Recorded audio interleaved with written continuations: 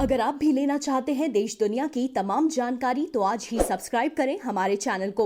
साथ ही नीचे दिए बेल आइकन को जरूर दबाएं ताकि हर अपडेट आप तक पहुंच सके। नमस्कार, साक्षी न्यूज नेटवर्क के खास कार्यक्रम के बनावे सोनार बांग्ला में आप सभी का स्वागत है। बंगाल में चौथे चरण का चुनाव प्रचार गुरुवार शाम थम गया और अब 10 अप्रैल को यहां मतदान कराया जाएगा। चौथे चरण के प्रचार के अंतिम दिन केंद्रीय सुरक्षा बलों के खिलाफ लगातार विवादित बयान दे रही ममता बनर्जी ने अपना काम जारी रखा। इसके साथ ही भाजपा अध्यक्ष जेपी नड्डा के रोड शो में काफी भीड़ उमड़ी।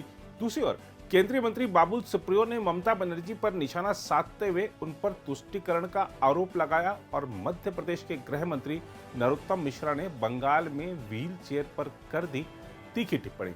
खैर, कार्यक्रम की शुरुआत करते हैं जेपी नड्डा के रोड शो से।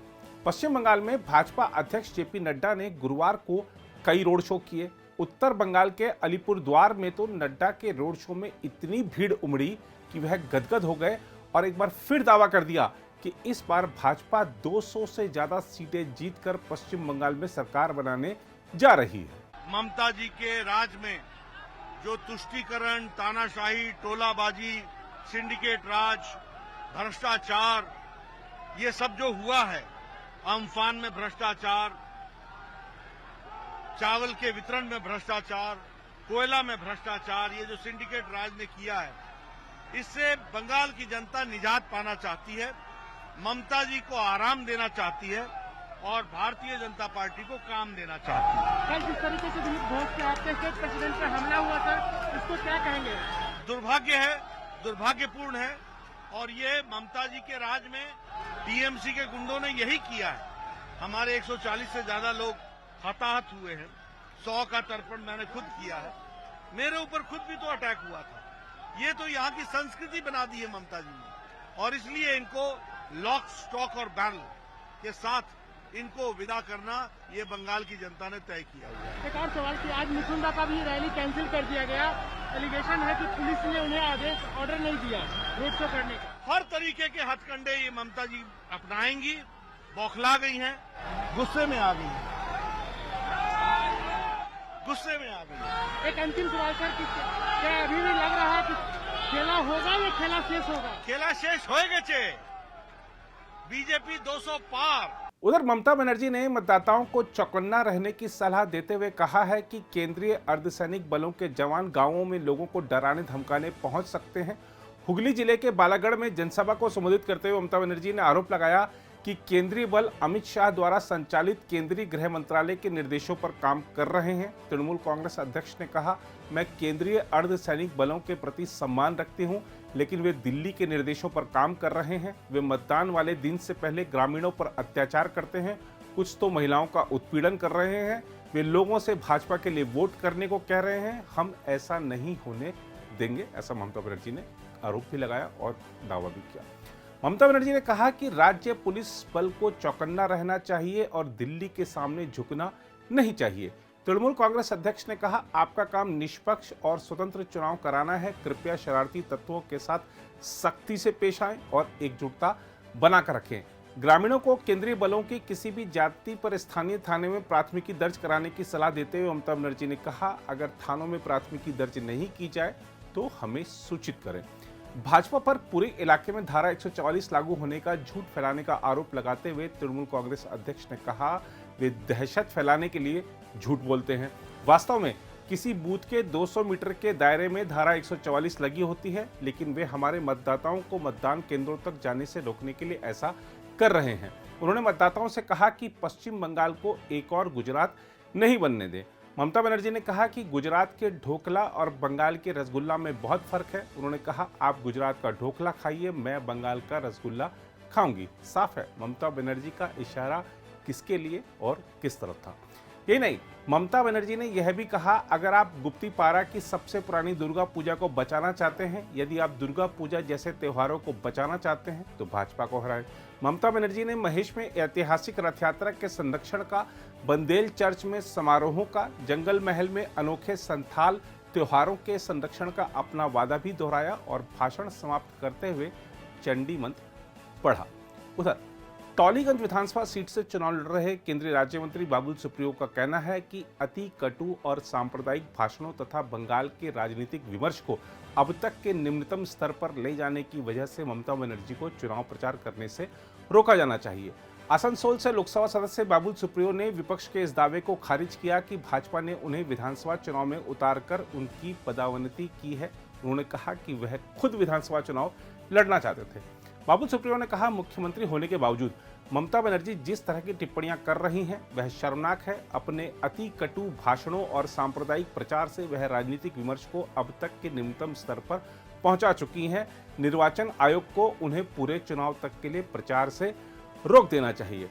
बाबुल सुप्रियो ने राजनीतिक विरोधियों को दुश्मन बताने के लिए ममता बनर्जी और तृणमूल कांग्रेस की आलोचना की तथा कहा कि हर किसी को निजी हमले करने से बचना चाहिए।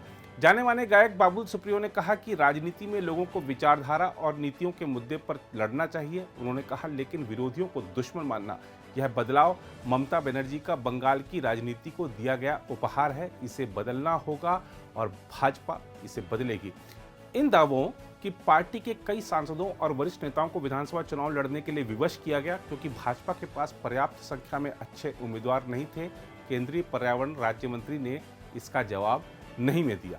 उन्होंने कहा, भाजपा बंगाल के सम्मान, गौरव और आत्मा के लिए लड़ रही है तथा हम सभी इसमें अपनी भूमिका निभाना चाहते हैं।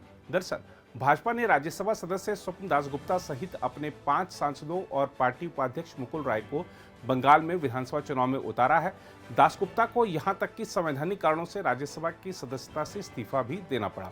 बाबुल सुप्रियो की बात करें तो वह टॉलीगंज से तृणमूल कांग्रेस के दिग्गज नेता और 3 बार के विधायक और राज्य के मंत्री अरूप विश्वास के खिलाफ चुनाव मैदान में है। यह पूछे जाने पर कि वह अपने गृह निर्वाचन क्षेत्र आसनसोल से दूर तथा अधिक चुनौतीपूर्ण सीट से क्यों चुनाव लड़ रहे हैं, बाबुल सुप्रियो ने कहा कि वह मुश्किल सीट से ही चुनाव लड़ना चाहते थे। उन्होंने विश्वास व्यक्त किया कि भाजपा 200 से अधिक सीटें जीतकर बंगाल में सरकार बनाने जा रही है। बाबुल सुप्रियो इस सवाल को टाल गए कि क्या वह मुख्यमंत्री पद की दावेदारी में शामिल होंगे। उन्होंने कहा, अभी मैं अपनी सीट जीतने पर ध्यान दे रहा हूं। जहां तक आपके सवाल का संबंध है तो इस बारे में पार्टी को निर्णय करना है। मुझे इस बारे में कुछ नहीं कहना है। मैं अपनी पार्टी के निर्देशों का पालन करूंगा। गुरुवार को बाबुल के लिए अभिनेता मिथुन चक्रवर्ती ने टॉलीगंज में चुनाव प्रचार भी किया, लेकिन कोलकाता के बेहाला इलाके में मिथुन चक्रवर्ती का रोड शो निकालने की अनुमति नहीं दी गई, जिसके बाद भाजपा कार्यकर्ताओं ने एक थाने के बाहर जोरदार प्रदर्शन भी किया। I have finished almost 37 campaign today. Till now it will be 41. I have कुताई देखें, where did you see? कहाँ देखा आपने कि हमारी तरफ से किधर भी कोई इतनी सी भी बात है जो हिंसा पैदा करे? ये सब तो उस तरफ से आ रहा है। तो लॉ एंड ऑर्डर का प्रॉब्लम किधर है हमारी तरफ से? बट हमको जानना है क्या कॉज क्या है कि आप कैंसिल कर रहे हैं। सर, ये बहुत दुख की बात है कि हमारे प्रेसिडेंट के ऊपर आप आघात कर रहे हो। फिर भी हम 29 तक सर झुका के खड़े रहेंगे। हम ये होने नहीं देंगे, संतरास होने नहीं देंगे, वोट कराएंगे, उसके बाद जो फैसला आएगा तब बात करेंगे। बहुत ही शर्मनाक बात है और ये दिखाती है कि दीदी बौखला गई है और ये वायलेंस के जरिए जो हमेशा उन्होंने किया है, डेमोक्रेसी की हत्या, वो करने की कोशिश कर रही है। ये भी यहाँ पे भी इन्होंने बंद करने की कोशिश की, परमिशन नहीं दिया, लेकिन हमने टॉलीवुड के जो टेक्नीशियंस के ऊपर जो दहशत फैलाते हैं, अरूप विश्वास के भाई स्वरूप विश्वास, उसके खिलाफ लड़ने के लिए दादा यहाँ पे आए हैं। आइए अब आपको मिलवाते हैं मध्य प्रदेश के गृह मंत्री डॉक्टर नरोत्तम मिश्रा से। नरोत्तम मिश्रा ने ममता बनर्जी की व्हील चेयर पर जोरदार कटाक्ष किया है। क्या है यह कटाक्ष, आइए देखते हैं। 2 व्हील चेयर बहुत मशहूर हैं। एक आज बांदा पहुंची है उत्तर प्रदेश में पंजाब से चल के। एक व्हील चेयर यहां की है। एक हार के डर से व्हील चेयर पे, एक मार के डर से व्हील चेयर पे। बड़ी विचित्र स्थिति में व्हील चेयर है। जो हमले करा रहे हैं, इससे और भारतीय जनता पार्टी के कार्यकर्ता में संघर्ष का मादा पैदा हो रहा है और जुनून पैदा हो रहा है।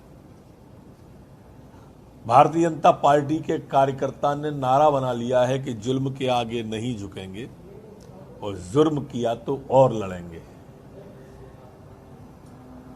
ये मन बना लिया है कि अब तो ये स्पष्ट है कि ममता दीदी भ्रष्ट है। पूरा परिवार आकंठ भ्रष्टाचार में डूबा है